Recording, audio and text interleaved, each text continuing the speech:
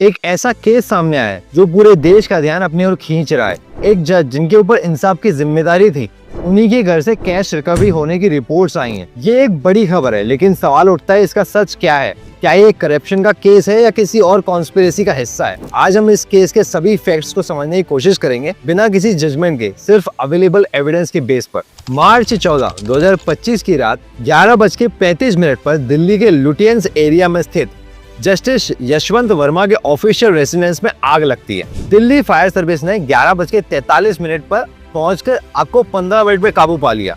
आग बुझाने के बाद कुछ मीडिया रिपोर्ट्स में यह दावा हुआ कि वहां 15 करोड़ के आसपास की आधी जली हुई कैश राशि मिली है। ये घटना तुरंत मीडिया और पब्लिक की नजर में आ गई और जुडिशियरी में इसमें हलचल मच गई। दिल्ली पुलिस कमिश्नर संजय अरोरा और fire service chief Atul Garg ने कंफर्म किया कि कैश मौके पर मौजूद था। सवाल ये है कि ये कैश वहां आया कैसे? क्या इसका किसी लीगल केस से कनेक्शन हो सकता है या फिर ये किसी लार्जर कॉन्स्पिरेसी का हिस्सा है? जब तक ऑफिशियल्स कोई क्लियर स्टेटमेंट नहीं देते, तब तक ये सिर्फ एक अनफोल्डिंग इन्वेस्टिगेशन है। सुप्रीम कोर्ट ने तुरंत ही इस पे एक्शन लिया और chief justice of India Sanjeev Khanna ने एक 3 मेंबर कमेटी बनाई, जिसमें पंजाब एंड हरियाणा हाईकोर्ट के चीफ जस्टिस शील नागू, हिमाचल प्रदेश हाईकोर्ट के चीफ जस्टिस जीएस संधावालिया और कर्नाटका हाईकोर्ट के जज अन्नू शिवरमन शामिल थे।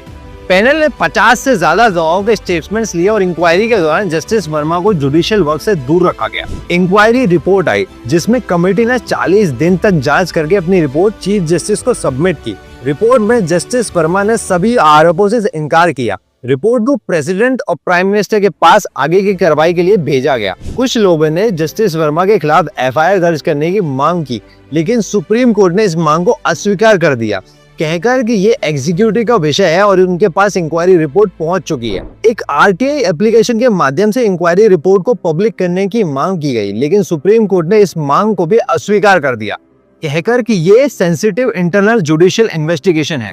अगर हम जस्टिस यशवंत वर्मा का बैकग्राउंड देखें, जस्टिस वर्मा का नाम 2018 के सिंबाउली शुगर मिल फ्रॉड केस में भी आया था, जिसमें 97.85 करोड़ का बैंकिंग फ्रॉड हुआ था।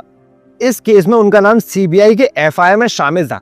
ये जरूर एक इंटरेस्टिंग फैक्ट है, लेकिन इसका करंट केस से कोई डायरेक्ट कनेक्शन है या नहीं, यह भी क्लियर नहीं है। अथॉरिटीज इस वक्त सारे एंगल्स देख रही है, फाइनेंशियल रिकॉर्ड्स, केस हिस्ट्री और जुडिशियल प्रोसीडिंग्स तक। जब तक कोई कॉन्क्रीट प्रूफ नहीं आता, तब तक किसी भी तरफ इंक्लिनेशन रखना सही नहीं होगा।